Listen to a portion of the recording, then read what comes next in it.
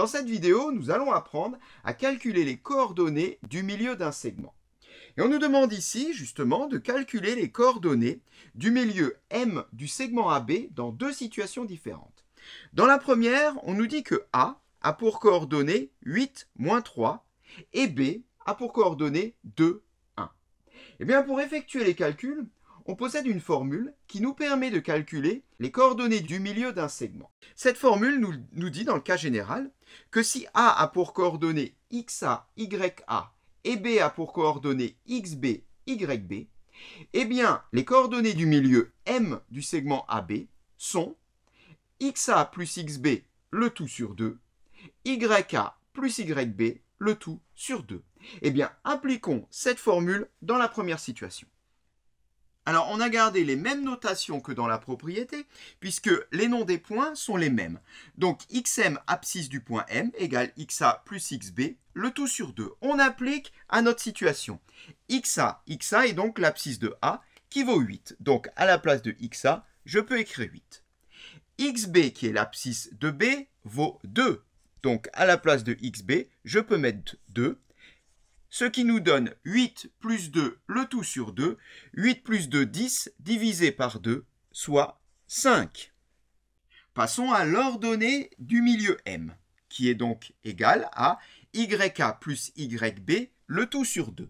Alors, YA, qui est donc l'ordonnée de A, soit moins 3, plus YB, qui est donc l'ordonnée de B, c'est-à-dire 1, et le tout sur 2. On effectue moins 3 plus 1, moins 2 divisé par 2, soit moins 1. Eh bien, l'ordonnée du point M est moins 1. On peut donc conclure que dans la première situation, le milieu M du segment AB a pour coordonnées 5, moins 1. Et il peut être intéressant de faire une figure pour vérifier nos résultats. On place donc dans un repère le point A qui a pour coordonnées 8, moins 3. On place de même le point B de coordonnées 2, 1. Et on construit le milieu M de AB. Et lorsqu'on place donc ce milieu M de AB, eh bien on constate que effectivement ces coordonnées, alors cette fois-ci par lecture graphique, sont 5, moins 1. Cela correspond effectivement à ce qu'on a calculé tout à l'heure. Et on peut s'attaquer maintenant à la deuxième situation. J'ai déjà recopié la formule puisque c'est le même exercice, mais cette fois-ci avec un point A de coordonnées moins 1,5, 8 et un point B de coordonnées moins 4, 1. Alors, on applique à nouveau notre formule avec XA pour calculer l'abscisse de M. Donc XA qui vaut moins 1,5, je remplace donc dans la formule, et XB qui vaut moins 4. Le tout sur 2. On effectue les calculs. Moins 1,5 plus moins 4, cela nous donne moins 5,5, soit moins 5,5 sur 2. On effectue moins 5,5 divisé par 2 et on trouve moins 2,75. On passe à l'ordonnée de M. Pour cela, on a d'abord besoin de l'ordonnée de A, qui est 8.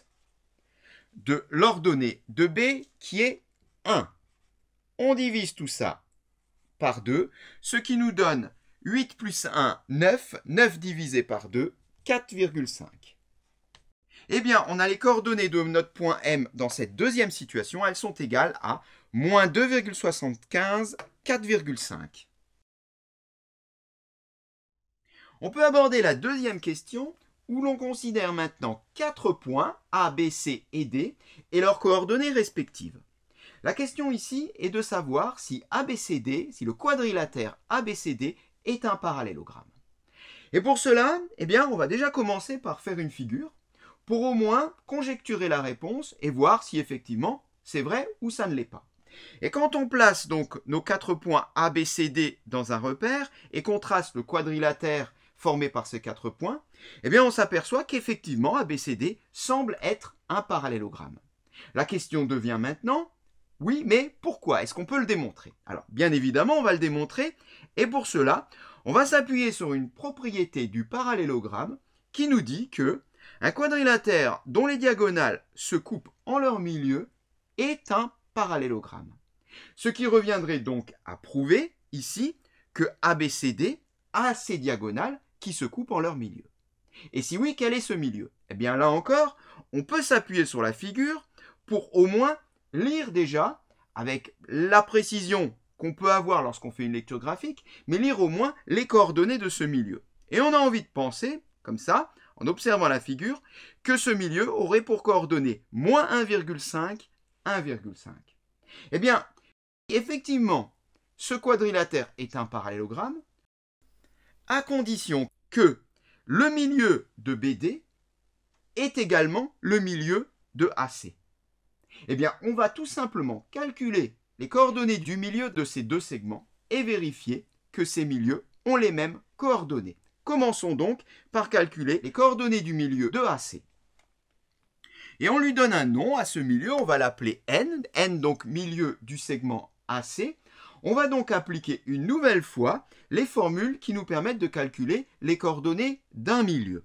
Mais cette fois-ci, on va devoir appliquer ces formules à une situation un peu différente puisque les noms des points ne sont pas les mêmes. Alors, déjà le milieu ne s'appelle pas M, mais s'appelle N, ce qui veut dire que les coordonnées de N, je les appelle XN et YN. Ensuite, le segment, ce n'est pas le segment AB, mais c'est le segment AC. Du coup, en remplaçant dans ma formule, je trouve que XN est égal à XA plus XC sur 2 et YN égale YA plus YC sur 2. Reste maintenant à remplacer XA, YA, les coordonnées de A, XC, YC, les coordonnées de C, dans nos formules. XA est égal à 2. XC est égal à moins 5. YA est égal à 3. YC est égal à 0. Reste à calculer. 2 plus moins 5 est égal à moins 3. Moins 3 divisé par 2 nous donne moins 1,5. Quant à YN, 3 plus 0, bien ça fait 3. 3 divisé par 2, 1,5. Finalement, les coordonnées du point N sont moins 1,5, 1,5.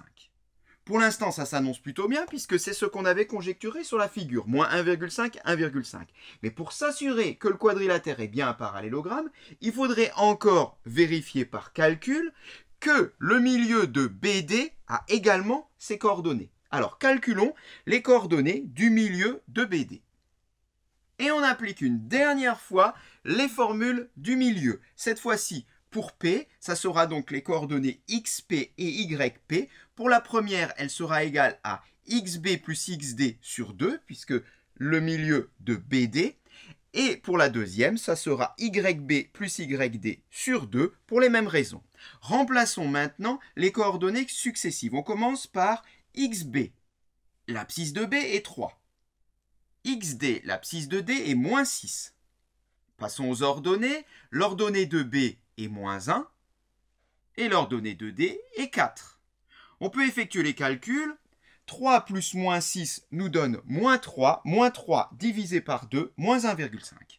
Pour YP, moins 1 plus 4, 3. 3 divisé par 2, 1,5. Et on peut conclure pour les coordonnées du milieu P qui sont moins 1,5, 1,5. On vient donc de prouver que les points N et P ont les mêmes coordonnées.